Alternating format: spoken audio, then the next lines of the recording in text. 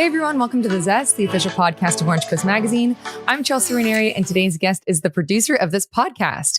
He's also produced podcast shows for comedian Adam Carolla, including The Adam Carolla Show and The Adam and Dr. Drew Show, as well as Rob Riggle's Picks, which has featured guests including Jake Johnson, Travis Kelce, and Nate Bargatze.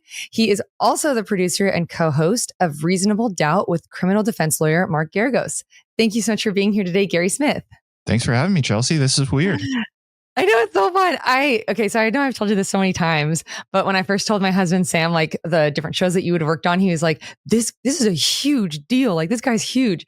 And I've like talked to you a little bit about your career, but when I was researching you, I learned so much more. So I'm so excited to get to talk with you about all this. Yeah, I've got to be honest. You told me you were researching my career, and that's a little terrifying. This is unusual for me. I'm used to listening to your. In my opinion, you are an extremely detailed interviewer, and you come at it clearly from a journalist point of view, which is very different, I think, in the world of podcasting. I know there are other journalists out there doing this, but most of what I consume is a lot more casual or comedy based or just, conversational. And you come up with very thoughtful questions. So I'm a little intimidated, but I'm looking forward to it. Wow, thank you so much. That's such a nice compliment. Well, I did find out that you grew up in Diamond Bar, but what brought you out to Orange County? So, I'm somewhat fascinated to learn where you got the Diamond Bar thing. That is true. I went to grades up to grade 5 in Diamond Bar.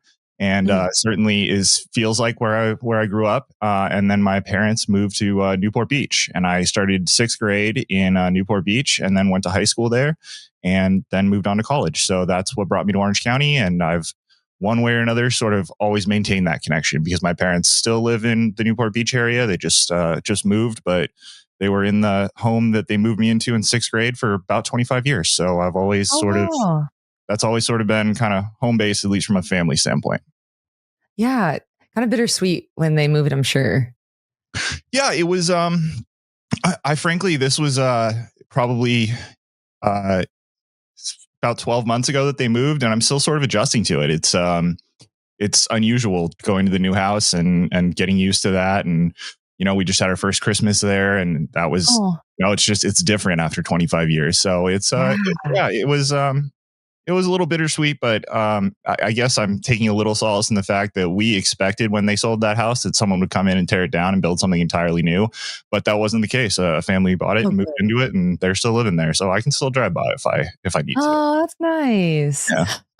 Well, you went to University of Arizona and you majored in political science, business, and Spanish, which is such a flex to me because Spanish was like math, like so hard for me. But what were you hoping to do with these majors? So I started majoring in business. My initial plan was eventually to become a lawyer, and I started in business because that was my dad had done, and I quickly realized that just probably wasn't going to be the route I wanted to take, and I realized that the end goal that I thought at the time that I was searching for, there was a lot of different ways to do it, and political science was just a lot more interesting and a lot more aligned with kind of the way I learned and studied. And so I decided to pivot into that.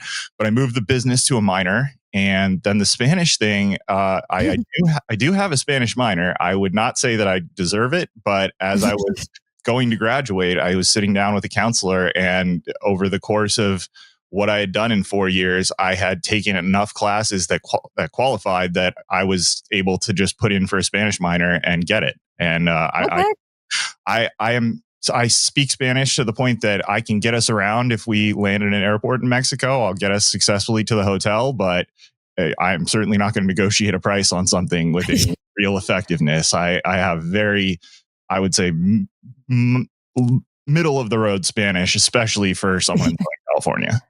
Yeah. Well, God, I took like 6 years of Spanish. I don't remember, like, surprisingly, if I'm having wine, it can come back out a little easier, but I don't remember it like actively. I can't remember it well.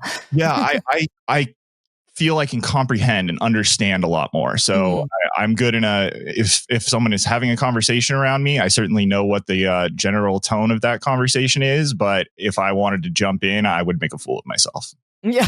You decided to intern at a law office and chose not to continue with that career path. So what kind of turned you off from becoming a lawyer? Yeah. So After I finished college and I was getting ready to go into law school, I sought out a successful lawyer, a friend of my father's, and I asked him to play golf with me. And over the course of the round, he sort of dissuaded me a little bit, and not enough, but he dissuaded me a little bit. And he said that before you put yourself into that kind of debt, you have to go work in a law firm for 1 year. He said, good advice. It was really good advice. It was great advice. And at the time, I wasn't really concerned with what kind of law firm. I just wanted to get over this hurdle that this guy had set for me, and I respected him quite a bit. So I took the advice, and I got a job at the largest eviction law firm in Los Angeles. So it's crazy. I mean, at the time, it was probably 8 or 10 lawyers and a total staff of 40. And a friend of mine from college, his father was the named partner and the owner of the firm. So he gave me a job, and I basically was sitting in the back answering the phones. And the thing about an eviction law firm is that every time you answer the phone, either someone is being unjustly evicted from their home, or some squatter is sitting in my parents' rental property and they can't afford their medicine because they're not paying the rent. And that will grate on you. I mean, it's the end of the world every time you pick up the phone and the phone doesn't stop ringing ever. And that just was maybe if I'd picked a different law firm or a different kind of law for that year hurdle that I was trying to get over, I might have kept going. Ironically, I sort of ended up working for a law firm. So I guess I can't really escape it, but that was quite a bit. And it was really bumming me out. I was, young and just out of college, and I had a lot of hope, and that it did not take the full year for that hope to be sucked out. So I started listening to comedy podcasts, frankly, to get through the day. And so I would keep an AirPod, or actually at the time, it probably wasn't an AirPod. It was probably a wired headphone, but an earbud in one ear. And then I'd have the phone call in the other ear. And at the end of that year, I basically had no idea what I wanted to do. My whole plan was shot. I knew I did not want to go into law, probably because of the kind of law I had picked for this year. And I decided to go and try to get an internship at the podcast that I had been listening to get me through the day at the law firm that I really hated. And it happened to be nearby, and I was able to somehow get an internship there. Yeah. So can you tell the story about how you brought your resume was it the Irvine Improv? It was the Irvine Improv. Yeah. So around the time that this all happened and I decided I wasn't going to go forward, I happened to notice that the podcast that I had been listening to, which was the Adam Carolla show, was doing their first. I had no idea how to try to get this internship, but I noticed on their website that they were doing the first ever live taping of a podcast at the Irvine Improv, and it was right around my birthday in December. And I wish I could remember what year. It's probably late 2000s, maybe 2010, somewhere around there. Anyways, doesn't matter. I saw they were doing a live podcast and I wanted to get an internship there. So I took my resume and I went down to the show, and I bought a ticket and I watched the show. And at the end of it, I identified the person who was sort of in charge of producing. And at the time, Adam would sort of talk to that person on the podcast. So I sort of knew their name. I kind of knew what they looked like from finding pictures online. And so at the end of the show, I went up and introduced myself and told him I wanted an internship. And he gave me an email address and said, okay, it's Christmas, but after the Christmas break, email me your resume and we'll see. And I pulled a printed resume in an envelope out of my breast pocket and handed it to him. And he said, oh, okay, that was a fake email address. Email me at this email address after the Christmas break and we'll see. I was like, okay. So after the Christmas break, I emailed him, and then basically every week for about 3 or 4 months, I sent more or less the same email, but I would change it obviously so that it didn't seem like it was just a form, just kind of with the intention of, well, if I bug this guy long enough, he'll give me an interview just to rid me from his inbox. And that worked. And I was given an unpaid internship, and after 6 or 7 months, they hired me and started paying me. What confidence to go up to someone at a show and give them your resume? Like, how old are you at that point? 23, That's 24, what. something like that. That's such incredible confidence. I don't know if it was confidence as much as it was just, I didn't know. I didn't know what to do. And I Yeah. kind of, went into it with get your ducks in a row and maybe you can demonstrate to these people that, it'd be worth it to take a chance on you. Because in my opinion, it was, I don't think there was any shortage of people who were willing to do that job and, kind of get into that world. At the time, it was one of the most popular shows in the world. So, I don't know what inspired me, but I figured that if I kind of did everything the right way, I might set myself up with the best shot at it. So that ended up working out. Well, what were you doing at the internship? So at the beginning, you mean when I first started the podcast, right? Yeah. At the beginning, it was kind of, there was only really one main show. There was the main show, the Adam Carolla show. So I was kind of screening phone calls or, sitting around, just doing odd jobs, taking out the trash, just kind of trying to demonstrate value, just do whatever. And as time went on, you were taught how to run the board and just kind of I was just sort of trying to learn everyone's jobs. There was probably like 5 or 6 people who worked on the show at that time. There was a person running the soundboard. There was the person screening calls. There was a person searching for information that was being talked about. If Adam was talking about a TV show that he did back in the 90s, someone was on Google trying to find the clip so that maybe that could be played in the show. So as an intern, I was just basically trying to learn all of those jobs so that if somebody was sick, I could jump in and do that job and hopefully demonstrate that, I'm not trying to take this person's job, but I can do their job if they're not around or whatever. So in those early days, it was really, there was a lot of cleaning up and taking the trash out and kind of just trying to make everyone else's life easier while on the sly sort of learn how to do everyone's jobs so that maybe one day, somebody will move on and I can just slot right into that position because I've taught myself or absorbed that knowledge from those people because, I wanted a paid position as soon as possible, but there wasn't really any real path as to how that was going to happen. So I just figured, teach yourself how to do everything. And maybe if a slot opens up, then they'll see that I could do that. And that's sort of what happened. And then shortly thereafter, Adam was offered a deal it was like, I don't know if you remember, but back in the day, there was a moment where a lot of radio hosts were being given like direct TV shows where they would build you your own set and then you would sort of do your show and it would be simulcast as like a direct TV show. It would still be a radio show, but then like I believe maybe Jim Rome had one of those shows. Then there was a moment where Adam was offered something like that, but he owned the podcast entirely and he liked the fact that he wasn't working for a corporation. He was basically in charge and he didn't have a boss and he really liked that. So when he decided not to do that deal, he decided to start his own network of podcasts where he basically expanded and started doing a car show, a home improvement show. Eventually, Adam and Drew started as part of the network. And then he added a few other shows that didn't involve him. Like there was a sports show with a comedy writer and a former NBA guy. There was a comedy show with just a whole network of different shows. And when that happened, then all of a sudden there were more jobs. And that sort of worked out for me because I knew how to do all these things. So I was able to sort of be the soundboard guy on one of the shows, be the permanent call screener guy on one of the shows. So it just sort of, it was lucky for me that I got there and started learning all of this stuff. And then he expanded, his business and I was there. So that worked out. Yeah. Well, according to your LinkedIn, you became a producer the same year you started interning. Is that right?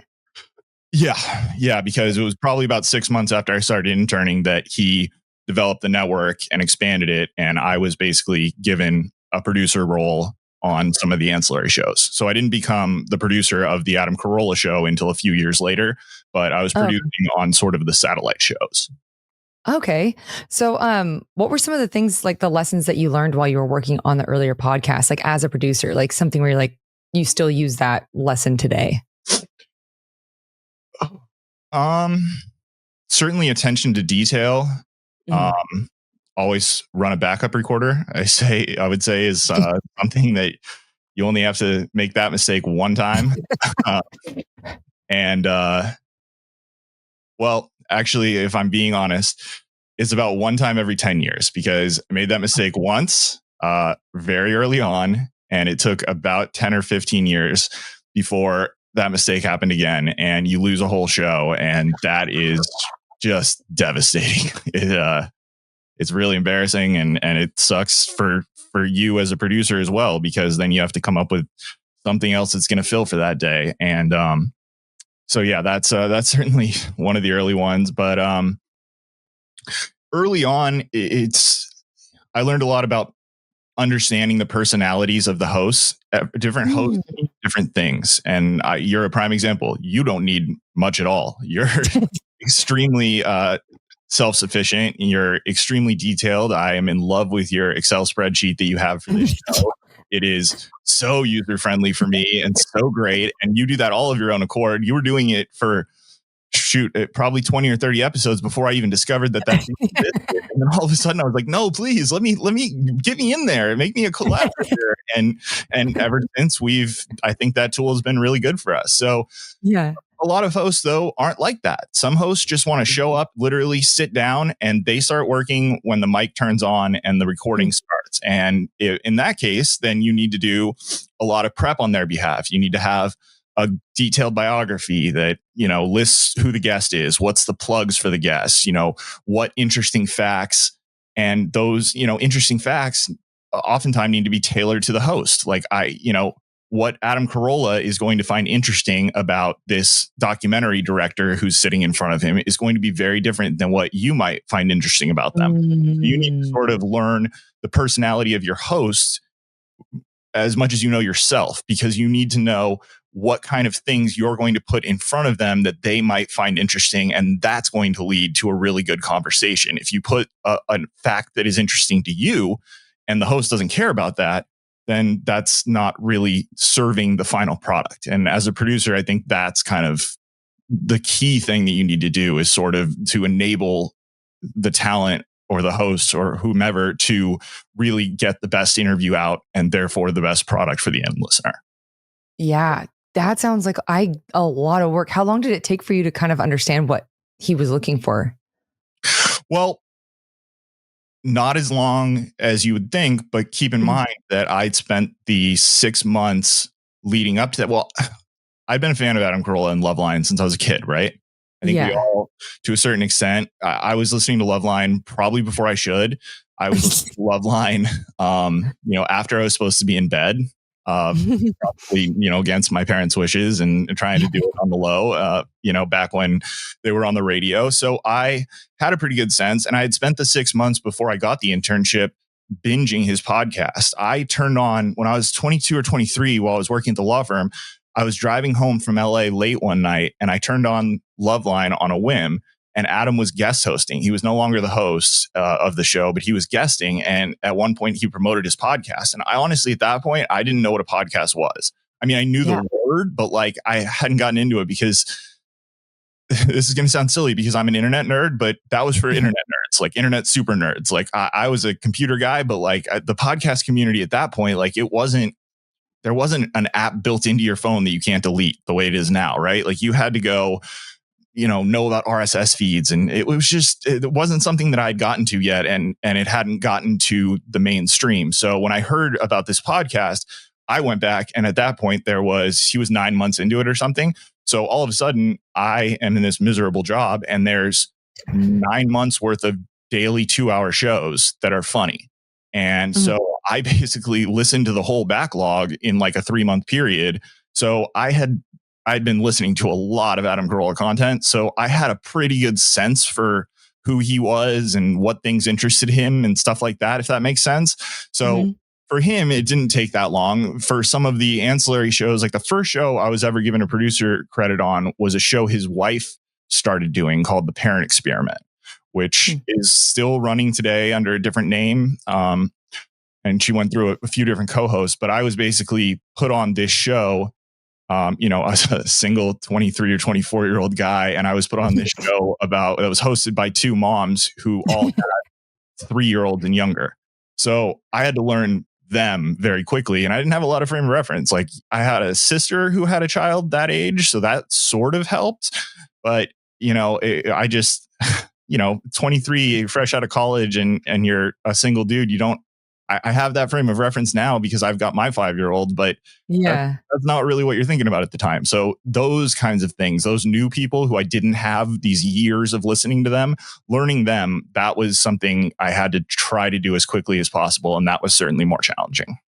Yeah. Well, you mentioned Loveline. That was Dr. Drew, right? Yeah.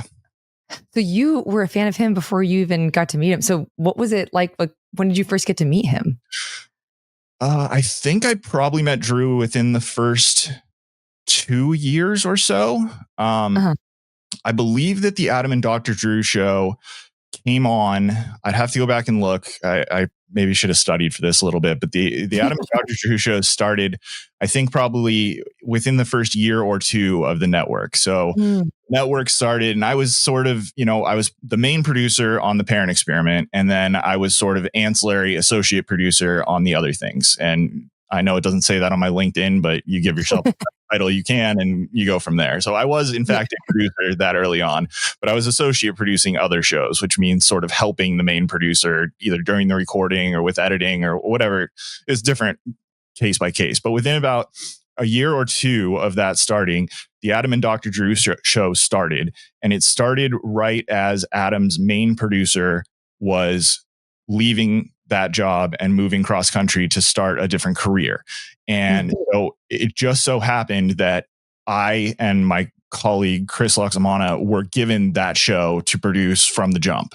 So we were sort of thrown in, and he was kind of the producer of Adam's main show at the time. The main producer was checking out, getting ready to move. And he just basically said, "This is yours, go make it your own."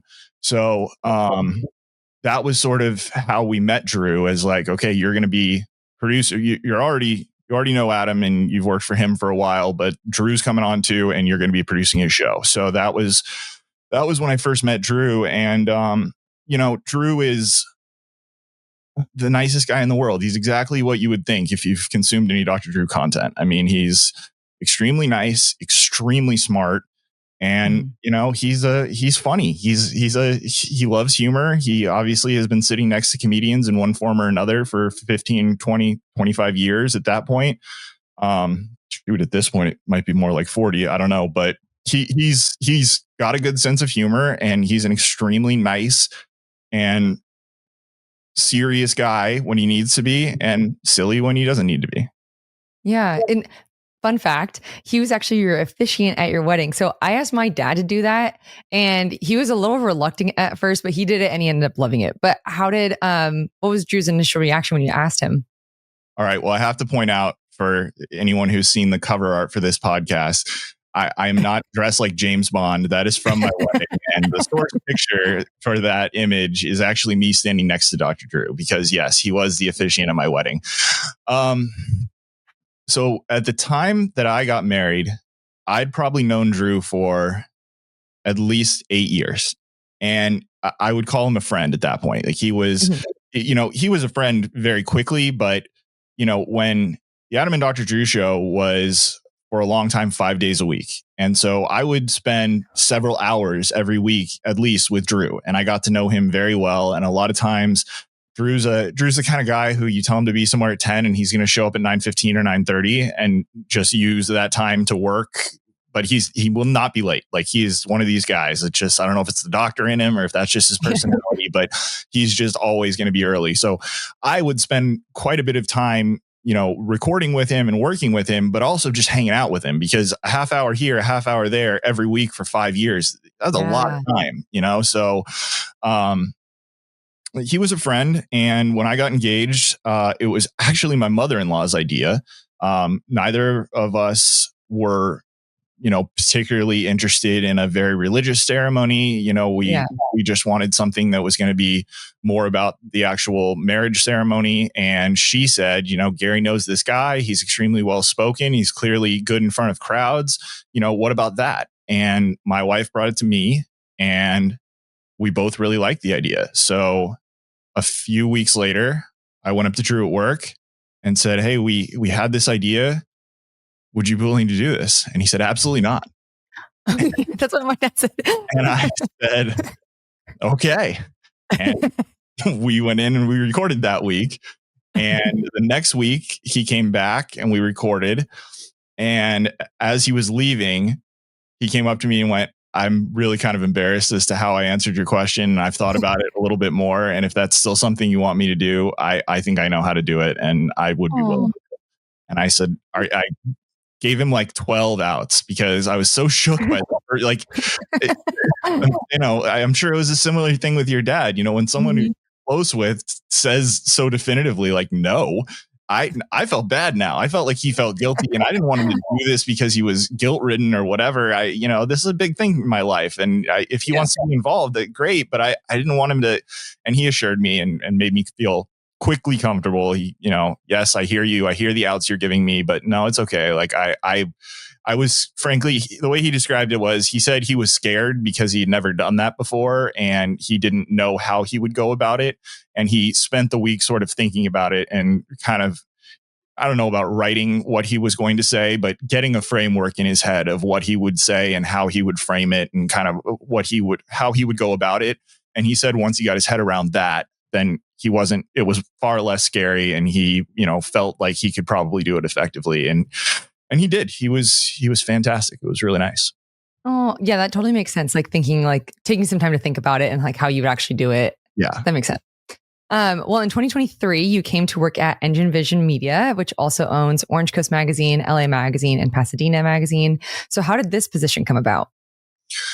So, yeah. So you mentioned earlier that I also, to this day, co-host Reasonable Doubt, which is Mark Geragos' legal podcast. That show originally started as part of the network. It was probably 7 years or so ago, maybe 8. So that was probably 3 or 4 years into the network. So this was a little after Dr. Drew and Adam started their daily show. Adam had the idea. He had Mark on. I think they were living in the same community at the time, the sort of locking out of Flint Ridge area. And he became friendly with Mark. And they were enjoying each other's company. So they decided that they would start a show that was going to be co-hosted by Mark and Adam. It was going to be a weekly show. And I was given producer of that show as well. And I produced that show as just, kind of a behind the scenes, whatever. And as the show evolved, Mark and Adam started talking to me more and started bringing me into the conversation. And so I became very friendly with Mark. And, Adam, sorry, I'm thinking about what your question is and realizing I'm going off a complete tangent. Adam is somebody who I, alluded to earlier, that there are people who just want to show up, sit down, and then start recording. And there is no real show prep. And that's kind of who I was alluding to when I said, you got to have a lot of detailed information and bios and stuff ready. So there's a lot of that is sort of guesswork. You sort of have to know your person and know how to get into it. Mark's not really like that. Mark is more collaborative. So as that show evolved, Mark and I would text all week long stories that he, wanted to bring up or things that he wanted to talk about with Adam. And that was invaluable to me as a producer because it cut down quite a bit on my workload in terms of trying to guess the stories that I think will work for Adam. I still did a fair bit of that, but anything Mark was giving me where he's saying, I'm excited about this, that's all of a sudden 3 things I know we're going to talk about that one of my hosts wants to talk about. So that was great. And so it became more and more interactive where I would also send him stories like, hey, I think this would be great. Do you like this? And he, yes, absolutely. Or, every now and then it'd be like, no, I have a client who might be involved in that. Let's steer clear of that. Something like that. So Mark and I became very friendly and collaborative. And when Adam, around 2023, Adam's business changed a little bit and he decided to sort of shut down the network. There's still the Adam and Drew show. There's still the Adam Carolla show, but a lot of the ancillary shows he decided to shut down. His home improvement show, his car show. So his business was changing. He was, shuttering a lot of these properties, and he was looking to cut costs. And I think that I was one of the ways that he was going to go about that. I'd been there quite a long time, and I was making more money than some of the other people that were there. And I think that in an effort to cut costs, he was looking at the bigger salaries, because what's more effective way to cut costs than to get higher paid employees? And I understood that. And I think Mark had just purchased the magazines, was looking, for people to work in them, as well as the people that already worked there. He was looking to add some of his own staff into the mix, and he very clearly wanted to keep Reasonable Doubt going, even though Adam had selected Reasonable Doubt as one of those things he was going to shutter. His business was changing, and he was also trying to get some things off his plate. He wanted more free time. He was recording, a crazy clip for the time that I was with him, and it was really taking up his life. He was spending, oftentimes 6 or 7 hours a day, 5 days a week in the studio recording. That's a lot of talking. I'm already tired of my own voice, and we've only been going for an hour. So I can certainly understand that. But Mark very clearly wanted to keep going with the podcast. He really enjoyed doing it. And I don't know if at the time he realized that he was going to do it with me. I just think he wanted to keep it going in some form or another. And so he decided, I've got this new magazine that I want to expand the digital footprint of. He knew me, and he knew that I'm very versed in sort of the digital world of podcasting at the very least. And I'm admittedly nerdy and good at other digital forms as well. So he brought me over and said, we're going to keep going with Reasonable Doubt. And you're going to work for Los Angeles Magazine in one form or another. And that was how I started at Engine Vision. It was sort of, I didn't know that story at all. That's so cool. Yeah. So it was sort of, Adam made an announcement on, actually, I just had my 2-year anniversary at Engine Vision. March 1st, Adam made the announcement on Reasonable Doubt that he was stepping away. And I was at Engine Co 28 on March 5th, I believe. Oh, it's nice that there wasn't too much of a gap. There was no gap. I actually started working for Mark during my final 2 weeks working for Adam. So I had no gap whatsoever. Yeah. Well, tell me a little bit about Riggle's picks. I know Rob Riggle from New Girl as Schmidt's brother. Yeah. And I love him. He's so funny. Is he from Orange County? No. He is from Kansas City, Missouri. Okay, never mind. He had some crazy guests on. So what was that like? Okay, yeah. So the Riggle story is a little weird. So at one point during my time with Carolla, he signed a deal with a company called Podcast One, which is now owned by a company called Live One. It's still around, but it was basically a podcast ad sales network. And so everyone who worked for Adam started de facto working for Podcast One, because Adam signed an overall deal where basically they guaranteed him X dollars with the idea that they would be able to sell more than X dollars in advertising. And for Adam, he got a guaranteed paycheck without, while maintaining control of his company and his employees and all of that. But he didn't have to worry about whether or not they were selling Squatty Potty ads or not. This company was guaranteeing him the amount of money, whatever. So during that time, Podcast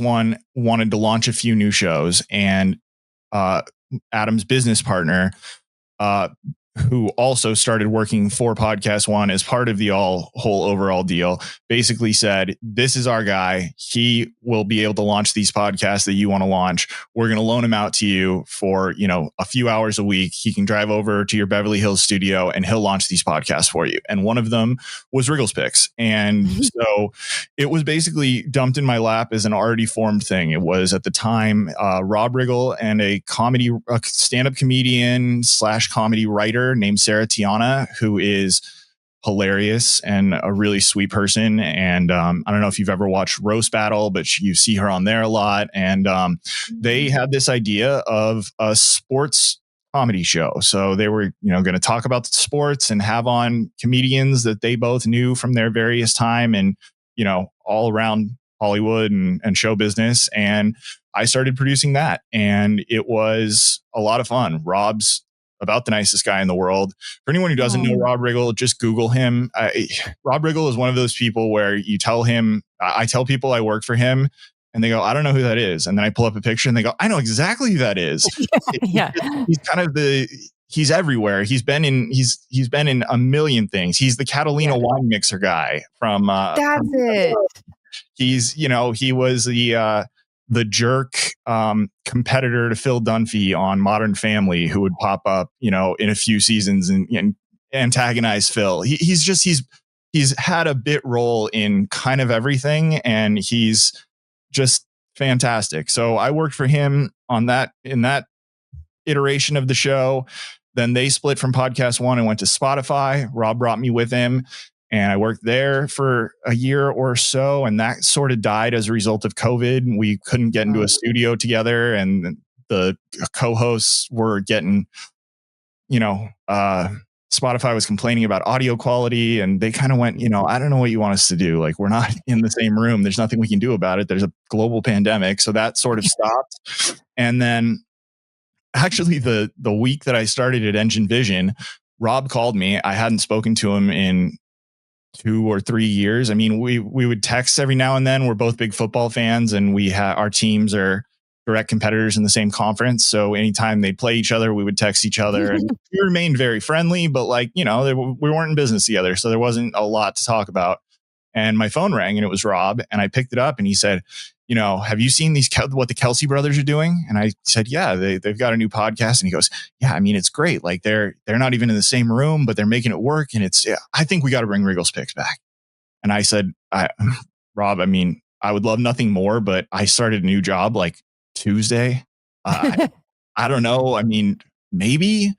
But I absolutely adore Rob. And as it worked out in the newest iteration, which is still going, you can find it on YouTube or anywhere you get podcasts. Just search Riggle's Picks.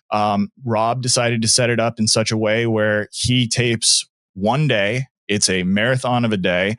And we get to the studio about 8 and we leave about 6, and we record the whole time. And that makes it so that we record one day once every 6 or 8 weeks. And so far, I mean, we'll see, fingers crossed. So far, that's been something I've been able to get away with. Because while I am producing those shows, the way production works for that show, there is a studio that he has a deal with. So they have engineers and stuff. So I am basically sitting at my computer all day, sort of trying to help with the show and, put up things that they may be talking about. Or if he's trying to search for, I did this movie with I can't remember, pull up the cast, stuff like that. That has meant that I can sit there and do my normal Engine Vision job and be at my emails and be ready for, anything that may come up in the day while I'm doing that. So far I've been able to kind of maintain both. And I hope that I continue to do so in the future, because it's really fun, good time to, just be around comedians. That's sort of where I started in this business, and I really enjoy it. So cool. Well, is there anything coming up in any of the various things that you're working on this year that you would like to shout out? Not that I can think of. I mean, I certainly Riggle's Picks is going to continue strong, and we get amazing guests over there. So if you like comedy, that's a good thing to check out. Reasonable Doubt is certainly not going anywhere. We do that at least once a week. Mark keeps teasing that we're going to do twice a week, and then we don't. And then my Twitter blows up with people mad at me. Though I have some control over Mark Geragos, which is laughable for anyone who's ever met him. But yeah, so nothing new that I can think of. But sort of all the mainstays are going strong and not going anywhere. Yeah. Well, we're coming to the end of our time. But before I let you go, as you know, we have the Thoughtful 3. So first, what was the best advice that you received when you were first starting out in the podcasting world? Always run a backup recorder. Yeah. No, I honestly am not sure. So very early on in working for Adam, I got frustrated, and there was an exchange on the air, and something had gone wrong, and I was getting, berated for it, which was sort of an ethos of the show. And Adam's business partner, who was also my boss, I got off the air and I was dejected and I was frustrated with the mistake that I had made and maybe what I felt was the unfair sort of result of that mistake. And he very casually just looked over at me and went, "It's all content." And that was something that I'm not sure that it necessarily applies to my current job, but that was something I kept in the back of my mind for the Carolla era, which was true. It was, we've got to fill a certain number of hours on the air. And if it so happens that you made a mistake and that fills 15 minutes of Adam making fun of you for that mistake, then it's all content. I mean, it's what it is. So that was something that I sort of held on to. That was pretty good advice, at least for that job. Yeah. It kind of reminds me of like all press is good press type of mindset. That was very much the ethos of the advice. Yeah. Well, what advice would you personally give to someone who's looking to become a podcast producer or in the podcast world? Gosh, I'm persistence, I suppose. Be willing to work for free. The podcasting industry is so different now from when I started that I don't know if you're going to be able to go to a live show with a resume and get your foot in the door that way. But it's a desirable industry, and there are certainly a lot more podcasts now, so there's a lot more opportunity. But I think that there's also a lot of people who it's just so different, because at the time that I came into the industry, I couldn't have gone to school for that. And now I'm certain that there are lots of people who are going to school specifically for that. And that's, one way or another, that's part of their media major or their, communications major, is they've been schooled in college and in various levels of their schooling in exactly how to go about podcasting and stuff like that. So it's just, I don't know that my advice would necessarily be all that useful to someone, because I've been in it for a long time and it's evolved to a completely different beast than when I started. Yeah. God, if I could go back to school. And then finally, what traits or qualities do you feel have helped you become successful in your career? Hard work and persistence. I know that's not a very good answer, but I just will stay at a problem until I find a solution. I'm not going to give up if something's hard. I will just stick with it until I figure out the solution. To me, those aren't, I don't know, that's just sort of the work ethic I was raised with, and sort of the only way that I know how to go about things. And it's only sort of been from working with people and then having them tell me from the outside that that's something that they think I do well and that they admire. To me, it's just, that's the only way I know how to do things. It's just, if there's a problem in front of me, either I know how to solve it or I have to figure out how to solve it. And I will just do whichever one of those avenues is the easiest, but ultimately I'm going to get to the solve. And I just think that just don't get frustrated because you don't know how to do something. Sometimes the answer to solving a problem that you don't know how to fix is you have to learn how to fix it. And that's something that I really try to, that it's sort of somewhat inherent to me and how I do things. But I try to remember that, there is no problem that you can't, that's not fair. But largely, if you're in your own field, if a problem comes up that you don't know how to solve, you can teach yourself how to fix it. Almost certainly. Yeah. Dang, that's good advice. And that's so true, because I remember in the beginning we had some difficulties like getting this up and going, and you fixed it like within the hour. And I was like, wow, that was so nice. Like I didn't have to think about anything. You were like, I got it. It was like just done. Yeah. I don't know if it was the nature of Carolla. It was at the time it was, very much you were thrown to the wolves and expected to figure it out. But yeah, that's something that just is kind of inherent in me these days, is like, look, if there's a problem in front of me, obviously if there's a gunshot, I'm probably the wrong person to ask for help. But if it comes to a computer or, something having to do with a piece of media or video editing or audio editing or something like that, I can largely figure it out, and I just will, because it has to get fixed. And there's not necessarily, at least in the history of my career, someone behind me who's going to fix it if I can't. I just, the buck stops with me, so I've got to figure it out. And that's sort of how I try to do things. Yeah, I love that. Well, thank you so much for doing this. This was so fun getting to like talk with you and like getting to learn more about your career. 'Cause I didn't know like much about any of this until today. Well, thank you for having me. I can finally unclench because this was a lot easier than I was expecting. But your questions are always so detailed and you're so thoughtful that I was a little intimidated. I will talk about that, but it was fun. Thank you very much for having me, Chelsea. I appreciate it. Of course.